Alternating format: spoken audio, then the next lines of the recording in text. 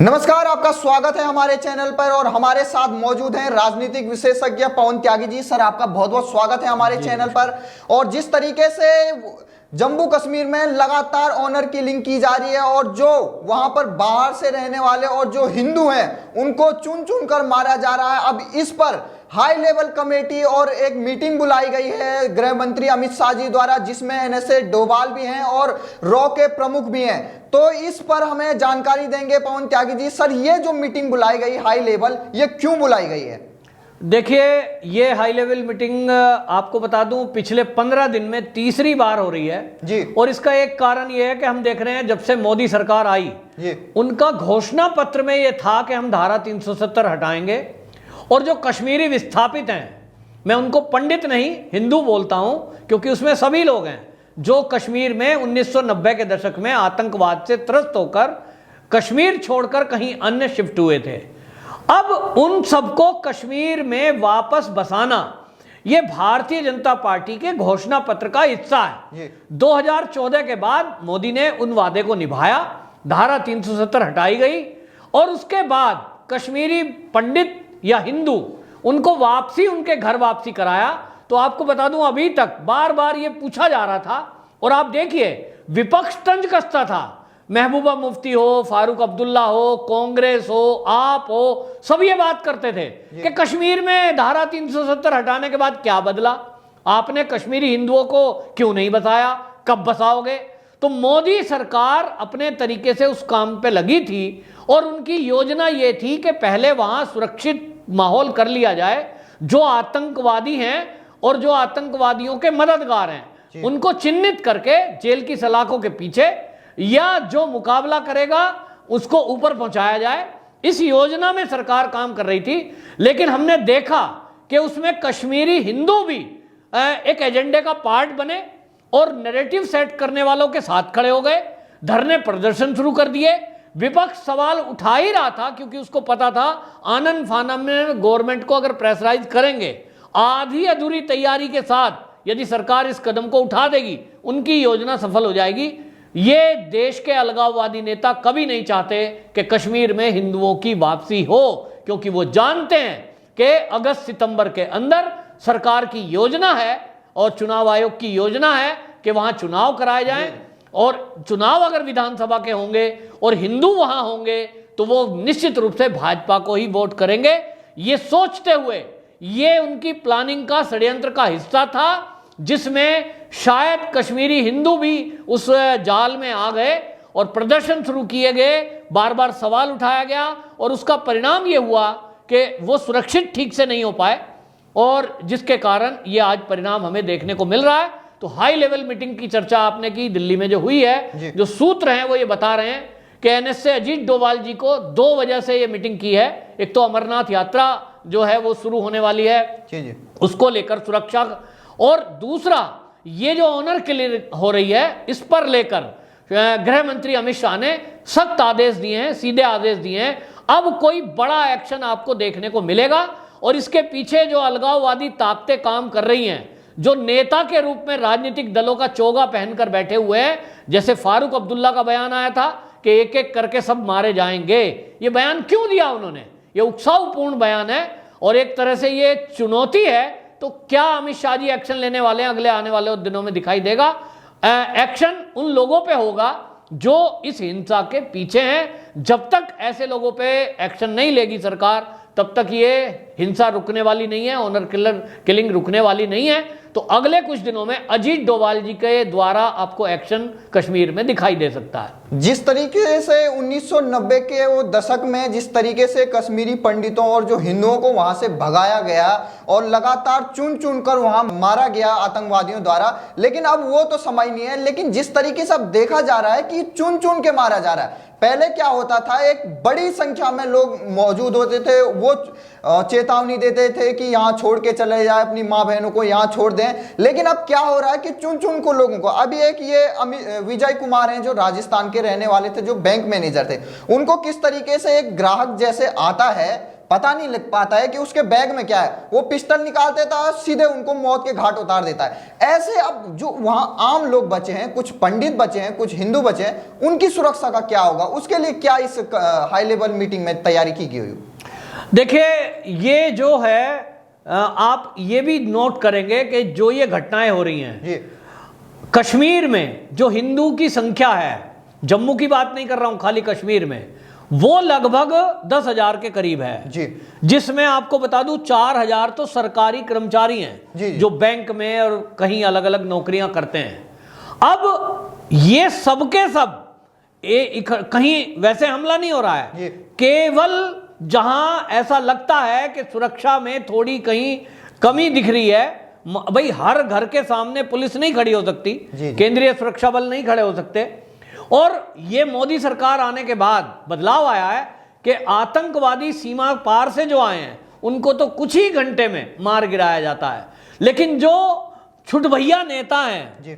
और जो छुटभैया बदमाश हैं, जो गली मोहल्ले के बदमाश गुंडे हैं, उनको इस्तेमाल इस समय किया जा रहा है। और प्लानिंग ये है कि ये लोग जो वापसी आएंगे तो ये अपनी जमीन भी वापसी मांगेंगे, ये अपने मकान वापसी मांग रहे हैं, इनकी जमीनें वापस दिलाई जा रही हैं, बाग वापस दिलाए जा रहे हैं और नौकरियां प्राप्त कर रहे हैं। तो इसको वो एक तरह से मुद्दा बनाकर ये कर रहे हैं। तो इसमें साजिश वही है कि 2, 4, 10 हत्याएं कर दो, बाकी लोगों को ये मैसेज दो कि आपके लिए ये सुरक्षित नहीं है। और ये हो भी गया है कि इसमें आपको बता दें, कश्मीरी माइनॉरिटी फोरम जो है उसने बाकायदा ये कह दिया कि अभी तक जो जगह जगह प्रदर्शन चल रहे थे कश्मीरी हिंदुओं के, वो खत्म करो और तुरंत जो है जम्मू में शिफ्ट हो जाओ, क्योंकि जम्मू सुरक्षित स्थान है कश्मीर के बजाय। और इसलिए उन्होंने कहा है कि पहले हमारी सुरक्षा और फिर ये जो सरकारी कर्मचारी हैं इनका ट्रांसफर भी जम्मू में कर दिया जाए, ऐसी मांग इन्होंने राज्यपाल जी से की है। तो एक तरफ तो इनका ट्रांसफर किया जाएगा, दूसरी तरफ ये अब और बारीकी से देखा जाएगा। हालांकि ये थोड़ा समय लेगा कि आप देखिए जिस तरह की घटनाएं हो रही हैं, अगर आप कहेंगे कि एक रूल है कि 6 महीने के अंदर अंदर आपको इलेक्शन कराना है राष्ट्रपति शासन लगाने के बाद, तो वो बाकी जो राज्य हैं उनमें परिस्थिति कुछ और है, कश्मीर की परिस्थिति कुछ और है। तो यहां मेरा जो अनुमान है वो गृह मंत्री के कारण से ये जो इंटेलिजेंस उन्होंने विभाग की रो के हेड की और एनएसए अजीत डोभाल जी की मीटिंग बुलाई थी, इसमें यह तय होगा कि स्थिति क्या है। तो स्थिति अगर सामान्य नहीं है तो ये चुनाव आयोग को सूचना दी जाएगी कि ये स्थिति इस समय भी सामान्य नहीं है। अभी जो यहाँ के मूल नागरिक थे, हिंदू थे, वो तो वापसी आ ही नहीं सकते, उनके लिए माहौल नहीं है और इसलिए और समय ये चुनाव के लिए मांगा जा सकता है, ऐसा मेरा आकलन है। और तब तक ये जो मोदी सरकार वहां काम कर रही है, जिसको मनोज सिन्हा जी बखूबी निभा रहे हैं, कि वहां सरकारी तंत्र में बैठे हुए जो अलगाववादी सोच के लोग हैं उनकी पहचान करना, जिसमें पुलिस में भी हैं बहुत सारे, उसमें टीचर भी ऐसे पकड़े गए, और उनको चिन्हित करके उनको जेल में डालना, उनको ये काम करने में जो कुछ समय लगेगा, इसके बाद वो चुनाव की प्रक्रिया शुरू की जाएगी। तो एक मेरे जो मुझे अभी लग रहा है कि चुनाव जो अगस्त सितंबर में ड्यू माने जा रहे थे, शायद उनको पीछे टाल दिया जाए और पहले वहां एक सख्त एक्शन अब हमें अगले आने वाले दिनों में देखने को मिलेगा। अजीत डोभाल जी वो हमारे एक हीरा हैं देश के, जिन्होंने देश के बाहर भी कई ऑपरेशनों को अंजाम दिया है। तो देश के अंदर अगर कोई अलगाववादी नेता, कोई अलगाववादी ताकतें, कोई आतंकवाद परस्त ऐसी सोच लेकर के, कट्टरपंथी सोच के लोग अगर वो सोच रहे हैं कि वो अजीत डोभाल जी की नजर से बच पाएंगे और वो कोई षड्यंत्र में सफल हो पाएंगे, तो निश्चित रूप से ये उनकी भूल होगी। वो काल को दावत दे रहे हैं। एक हिंदू को मारने का मतलब नहीं है वो संख्या ना गिने, वो ये देखें कि वो सरकार को चुनौती दे रहे हैं और सरकार के विरुद्ध एक नैरेटिव चलाने के लिए वो ये हत्याएं कर रहे हैं। तो अब अजीत डोभाल जी को मेरे हिसाब से गृह मंत्री अमित शाह जी का निर्देश आदेश मिल चुका है और उनका एक्शन जब होगा तो आप देखेंगे कि ये जो विपक्षी दल जो अभी बकवास कर रहे हैं कि साहब और मारे जाएंगे, एक एक को मारा जाएगा, ये जेल की सलाखों के पीछे होंगे, क्योंकि यही लोग हैं वहां जो राजनीति कर रहे हैं। असली दर्द इन्हीं को है कि कश्मीर में धारा 370 हट गई, बीजेपी का बोलबाला हो रहा है, योजनाएं इंप्लीमेंट हो रही हैं। कश्मीर का जो आम मुस्लिम है वो तो ये कह रहा है कि मोदी सरकार हमारे लिए बहुत अच्छी है, महीने में 2 बार राशन मिल रहा है, फ्री में मकान मिल गए। तो ये लोकप्रियता जो मोदी जी की है, बीजेपी की है, ये अलगाववादी ताकतों से, इन नेताओं से सहन नहीं हो रही। लेकिन अब ये एक्शन होगा, क्योंकि इन्होंने अगर शराफत दिखाई होती, ये जो कश्मीर की बात करते हैं और जमहूरियत की बात कर रहे थे, कश्मीरियत जमहूरियत, ये सब खोखले दावे साबित हुए। जो लोग कश्मीर फाइल मूवी को लेकर झूठा बता रहे थे, 1990 की दशक की घटना को कह रहे थे बकवास है, वहां तो जी मुस्लिम भी मारा गया, हिंदू भी मारा गया, और बल्कि ये कह रहे थे मुस्लिम ज्यादा मारे गए, उनको भी अब देखना चाहिए। इसी तरह का हाल उस समय भी हुआ था कि चुन चुन कर हिंदुओं को मारा जाता था ताकि ये अपना घर बार छोड़ के यहां से भाग जाएं। वही षड्यंत्र आज चल रहा है, लेकिन इनका अब ये षड्यंत्र सफल नहीं होगा। अब सरकार का अगला कदम, मैं तो आग्रह करता हूं, आम लोगों के लिए कश्मीर खोल दो। सब लोग, जाट, गुजर, त्यागी, उत्तर प्रदेश के, मध्य प्रदेश के, बिहार के लोगों को खुली छुट्टी कर दो। वहां टीचर भी उनको बनाओ, पुलिस में भी भर्ती करो, और वहां के पुलिस वालों को ट्रांसफर कर दो यूपी बिहार में। तो भैया इसका हल है, मिक्सचर कर दो, एक तरफा रखो मत, और इन नेताओं को सबसे पहले उठा के जेल में डालो जो इस तरह की भाषा फारूक अब्दुल्ला जैसे लोग बोल रहे हैं। इसका हल तभी निकलेगा। जिस तरीके से ये देखा गया कि धारा 370 जब से रिवोक हुई है, उसके बाद से ये देखा गया जितनी भी पत्थरबाजी की जो घटनाएं होती थी वो बिल्कुल ही समाप्त हो चुकी थी, और लगातार वो बड़े बड़े आतंकवादी जिन्होंने गन उठाई थी वो बिल्कुल ही उनको ध्वस्त कर दिया गया और उनको निस्तो नाबूद कर दिया गया हमारी सेना द्वारा।